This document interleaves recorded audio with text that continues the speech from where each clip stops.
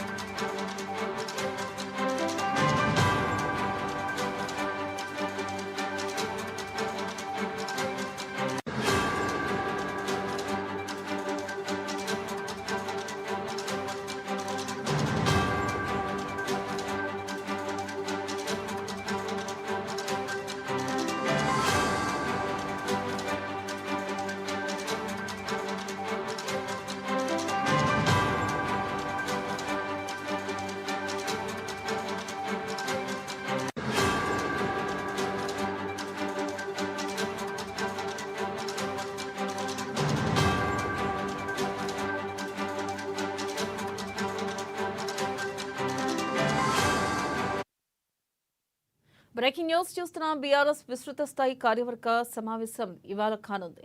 అయితే రాష్ట్ర కార్యవర్గం జిల్లా అధ్యక్షులు, ప్రస్తుత మాజీ ఎంపీలు, ఎమ్మెల్సీలు, ఎమ్మెల్యేలు, కార్పొరేషన్ చైర్మన్లు, జడ్పీ చైర్మన్లు, డీసీసీబీ, డీసీఎంఎస్ అధ్యక్షులు, పార్టీ నియోజకవర్గ ఇన్ఛార్జీలు హాజరు కానున్నారు. దీనిపై మరింత సమాచారాన్ని మా ప్రతినిధి భవిత అందిస్తారు. భవిత, చెప్పండి, ఈ రోజు మరి బీఆర్ఎస్ విస్తృత స్థాయి కార్యవర్గ సమావేశంలో ప్రధానంగా చర్చించే అంశాలేంటి, అప్డేట్స్ ఏంటి? రైతుల ఈ రోజు సుదీర్ఘ కాలం తర్వాత కేసీఆర్ తెలంగాణ భవన్కి రానున్నారు. గతంలో అసెంబ్లీ ఎన్నికల తర్వాత ఓటమి పాలైన తర్వాత మరొకసారి పార్లమెంట్ ఎన్నికల నేపథ్యంలో ప్రజల వద్దకు వచ్చినటువంటి కేసీఆర్ చాలా కాలం తర్వాత మరొకసారి ప్రజల్లోకి రావడానికి ఇప్పటికే భవిష్యత్ కార్యాచరణ రూపొందించినట్లు తెలుస్తుంది. ఈ నేపథ్యంలోనే ఈ రోజు మధ్యాహ్నం 1 గంటలకి తెలంగాణ భవన్కి చేరుకున్నారు. ముఖ్యంగా పార్టీ ఆవిర్భవించి 25 సంవత్సరాలు గడుస్తున్న నేపథ్యంలో సిల్వర్ జూబ్లీ వేడుకలు నిర్వహించే దానికి సన్నద్ధమవుతున్నట్టుగా తెలుస్తుంది. అంతేకాకుండా వచ్చేటువంటి ఎన్నికలు, సంస్థాగత ఎన్నికలు కావచ్చు, ఇతర ఎన్నికలకు సంబంధించి పార్టీ వ్యూహరచన ఎలా ఉండాలి, అంటే ప్రతిపక్షంగా ఉన్నటువంటి మనము ఖచ్చితంగా అధికార పక్షాన్ని ఎలా తిప్పికొట్టాలి, అధికార పక్షానికి 1 year పూర్తి కావచ్చు. ఎందుకంటే గతం ఎవరికైనా కూడా ఖచ్చితంగా ఏడాది కాలం పాటు ఖచ్చితంగా వాళ్ళకి టైం ఇవ్వాలి అని చెప్పేసి ఇక్కడ ఉన్నటువంటి నేతలకు చెప్పినటువంటి కేసీఆర్ ఇప్పటికే కాలం కూడా పూర్తి అయింది, సంవత్సర కాలం కూడా పూర్తి అయింది. ఇప్పటికీ కూడా ప్రజల్లో ఎలాంటి సంక్షేమ పథకాలు పూర్తి స్థాయిలో అమలు చేయలేదు అని చెప్పేసి వాళ్ళ యొక్క అంశాలను ఖచ్చితంగా ప్రజల్లో ఎండగట్టే విధంగా వీళ్ళకి ఇప్పటికే దిశానిర్దేశం చేసే అవసరం ఉన్నట్టుగా తెలుస్తుంది. అంతేకాకుండా ఇప్పటికే అంటే ఏదైతే తెలంగాణ వచ్చిన తర్వాత బీఆర్ఎస్ ప్రభుత్వం రైతుల సంక్షేమానికి పెద్ద ఎత్తున పాటుపడింది అని చెప్పి ఇప్పటికే బీఆర్ఎస్ ప్రభుత్వం చెప్పుకున్న సందర్భం కనబడుతుంది. ఈ నేపథ్యంలోనే రైతు బంధు ఏదైతే ఉందో బీఆర్ఎస్ ప్రతిష్టాత్మకంగా తీసుకుని రైతు బంధు రైతుల ఖాతాల్లో రైతు బంధు వేసిన తర్వాత రైతుల సంతోషానికి అది వెలగట్టలేనిది అని చెప్పేసి ఇప్పటికే వాళ్ళు చెప్తున్న సందర్భం కనబడుతుంది. అయితే కాంగ్రెస్ ప్రభుత్వం వచ్చిన తర్వాత అది రైతు భరోసాగా మార్చి ఇప్పటి వరకు కూడా రైతుల ఖాతాల్లో ఎలాంటి నగదు జమ చేయకుండా రైతులను మోసం గురి చేస్తుంది. ఇప్పటికే తెలంగాణ ప్రజలను కూడా మోసం చేస్తుందని చెప్పేసి వాళ్ళు చెప్తున్న నేపథ్యం కనబడుతుంది. అయితే ఈ సమావేశానికి మాజీ ఎమ్మెల్యేలు, మాజీ ఎంపీలు, ఎమ్మెల్సీలు, ప్రస్తుత ఎమ్మెల్యేలు, ఎంపీలు, కార్పొరేషన్ చైర్మన్లతో పాటు డీసీసీ అధ్యక్షులు, ఇతర పార్టీ ముఖ్య నేతలందరూ కూడా హాజరు కానున్నట్టుగా తెలిసింది. ఇప్పటికే 400 మందికి దాదాపుగా ఆహ్వానం అందినట్టుగా తెలుస్తుంది. మొదట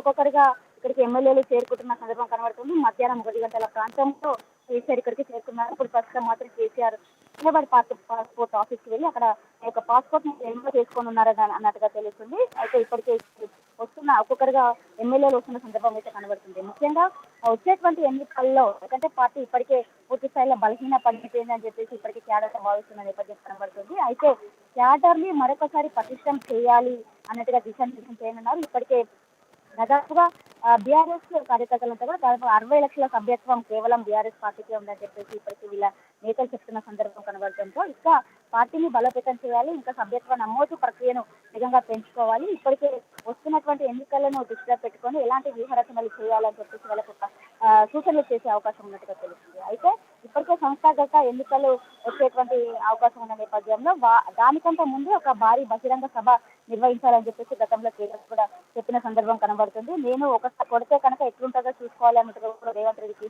సవాల్ చేసిన సందర్భం కనబడుతుంది. అయితే ఈ నేపథ్యంలోనే ముఖ్యంగా జనగామలో అంటే పార్టీ అంటే ఆవిర్భవించి 25 సంవత్సరాలు గడుస్తున్న నేపథ్యంలో యూనివర్సిటీ వేడుకలు నిర్వహించే కంటే ముందే ఏప్రిల్లో ఇది పూర్తవుతుంది. అంటే 25 సంవత్సరాలు పూర్తి చేసుకున్న సందర్భంగా దానికంటే ముందే ఇటు సంస్థాగత ఎన్నికలు కావచ్చు, ఇటు పార్టీ సిల్వర్ జూబ్లీ వేడుకలు నిర్వహించుకున్న కంటే ముందు ఒక భారీ బహిరంగ సభ నిర్వహించి ప్రజల్లోకి మరొకసారి బీఆర్ఎస్ పార్టీని విస్తృతంగా తీసుకెళ్లాలి అనే ఉద్దేశంతో ఉన్నట్టుగా తెలుస్తుంది. అందుకు అనుగుణంగానే ఏప్రిల్ మొదటి వారంలో జనగామలో ఒక భారీ బహిరంగ సభ 5 లక్షల మందితో భారీ బహిరంగ సభ నిర్వహించాలని చెప్పేసి సన్నద్ధమవుతున్నట్టుగా తెలుస్తుంది. ఇవన్నిటినీ కూడా ఖచ్చితంగా కాంగ్రెస్ ప్రభుత్వం యొక్క వైఫల్యాలను ఎలా ఎండగట్టాలి, వచ్చేటువంటి సంస్థాగత ఎన్నికల్లో ఎలాంటి వ్యూహరచనలు చేసుకోవాలి, పార్టీ కేడర్ను మరొకసారి బలోపేతం చేసుకోవాలి, మరొకసారి వచ్చేది బీఆర్ఎస్ ప్రభుత్వమే అని చెప్పేసి బలంగా ప్రజల్లోకి తీసుకెళ్లాలనే అంశాలపైన ఈరోజు చర్చించే అవకాశం ఉన్నట్టుగా తెలుస్తుంది. Right, thank you Babita.